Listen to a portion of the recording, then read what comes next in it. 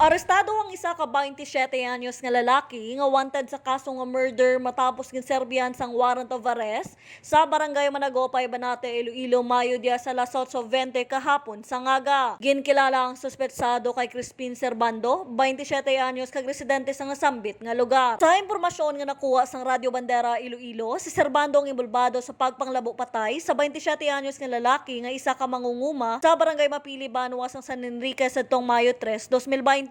Nahibaluan man nga sa Abril 3 sini nga tuig sanggin papanaog sang korte ang warrant of arrest batok kay Servando bangod sa kaso sini nga murder. Mga katapo naman sang Regional Intelligence Division 6 kag Banate Municipal Police ang nagserbe sang warrant of arrest batok sa nasambit nga suspect. Balita nagikan sa probinsya sang Iloilo, Precious Dayan Ganson nagabandera sang matuod nga serbisyo publiko kag kalingawan sa Iloilo.